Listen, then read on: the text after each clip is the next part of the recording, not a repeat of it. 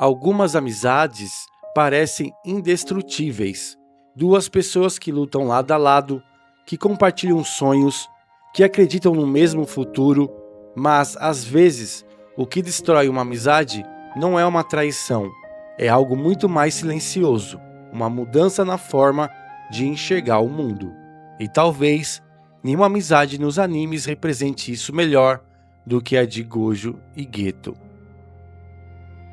No coração do mundo, Jujutsu, existiam dois prodígios, Satoru Gojo, com seu poder absoluto, e Seguro Geto, com seu idealismo inabalável. Juntos eram considerados os mais fortes, uma dupla imbatível que irradiava humor e leveza. Mesmo diante das mais sombrias maldições, eles compartilhavam uma missão: proteger as pessoas. Gojo era a força bruta, que esmagava qualquer ameaça. Geto, a bússola moral, que guiava seus passos. A confiança entre eles era absoluta, um laço que parecia inquebrável, forjado em batalhas e risadas compartilhadas. Eles acreditavam que juntos poderiam moldar um futuro onde a justiça prevaleceria. Então veio a missão de Riku Amanai, uma responsabilidade esmagadora: proteger o receptáculo da estrela. A pressão psicológica era imensa. A cada passo, a realidade brutal do mundo de Jujutsu se impunha. Mas foi a intervenção de Toji Fushiguro que selou o destino. Gojo, o invencível, quase sucumbiu. Geto, o idealista, presenciou o assassinato de Riku, um evento que expôs a crueldade e a futilidade de seus esforços. Naquele momento, a fé de Geto no mundo e na missão que ele e Gojo compartilhavam começou a se estilhaçar. Ele viu a inocência ser ceifada e a linha entre o bem e o mal se tornou dolorosamente tênue. A partir daquele dia, uma semente de dúvidas germinou na mente de Geto. Ele começou a questionar a essência de sua luta. Humanos, as mesmas pessoas que eles juraram proteger, eram a fonte inesgotável de maldições. Feiticeiros morriam em silêncio, protegendo uma humanidade que sequer reconhecia sua existência. Ou pior, os temia. A injustiça do sistema, a ingratidão dos, entre aspas, macacos, como ele passou a chamá-los, corroía sua alma. A pergunta ecoava em sua mente, cada vez mais forte: por que devemos proteger aqueles que criam o problema? Era o início de uma transformação sombria, uma ruptura com tudo que ele um dia acreditou. A amizade que parecia inabalável começou a quebrar, não por causa de ódio, mas porque Gojo e Geto passaram a enxergar o mundo de formas irreconciliáveis. Gojo, em sua busca incessante por poder, acreditava que ficar mais forte poderia proteger a todos, que a força individual era a chave para um mundo melhor. Geto, por outro lado, mergulhou em uma convicção radical: o mundo precisava ser purificado. Ele não via mais salvação na coexistência, mas na erradicação dos não-feiticeiros, os macacos que geravam as maldições.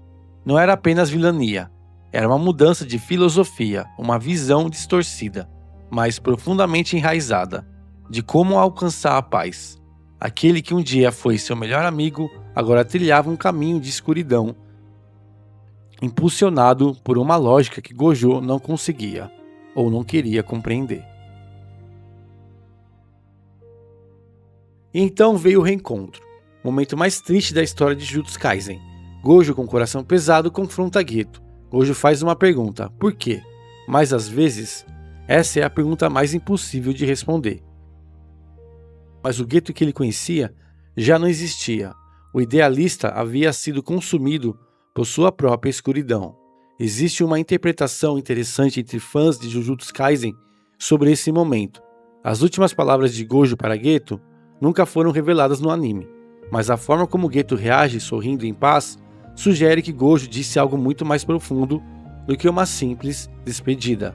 A linguagem visual da cena, a decupagem, o enquadramento, a trilha sonora, tudo aponta para uma confissão que transcende a amizade. Geto, em resposta, sorri e diz: pelo menos me amaldiçoe um pouco no final. É um beijo de despedida, não físico, mas emocional, que sela o destino de ambos. É o momento em que a amizade e talvez um amor não dito realmente termina, deixando um vazio irreparável. Gojo Satoru, o feiticeiro mais forte do mundo, capaz de derrotar qualquer inimigo, de manipular a realidade com sua técnica, mas ele não conseguiu salvar o próprio amigo. Esse é o peso que ele carrega. Uma força inigualável, mas impotente diante do destino que levou Geto embora. Sua onipotência em batalha contrasta tragicamente com sua incapacidade de resgatar aquele que um dia foi sua alma gêmea. Gojo pode ser o pilar do mundo Jujutsu, mas sua solidão é um lembrete constante do preço de sua força e da perda que ele jamais superou. Talvez a história de Gojo e Geto seja tão dolorosa porque ela não fala apenas sobre magia ou batalhas épicas. Ela fala sobre algo muito humano, o momento em que duas pessoas que se amam, que compartilham um passado e sonhos, começam a acreditar em mundos diferentes. É a tragédia da divergência, da perda de um elo que parecia eterno, não por ódio, mas por uma incompatibilidade fundamental de visão. É um espelho para as nossas próprias experiências, para as amizades que se transformam, para os caminhos que se separam e para a dor de ver alguém que amamos seguir um rumo que não podemos acompanhar. Talvez essa seja a verdadeira tragédia da história de Gojo e Geto. Não foi o ódio que os separou, foi a forma diferente como cada um passou a enxergar o mundo. E às vezes, isso é muito mais impossível de reconciliar. Mas isso foi o que eu vi na minha tela. E você, o que viu na sua? Agora eu quero saber a sua opinião. Geto estava errado ou apenas foi o único que teve coragem de questionar o sistema? Porque às vezes, a diferença entre um vilão e um revolucionário depende apenas de quem está contando a história.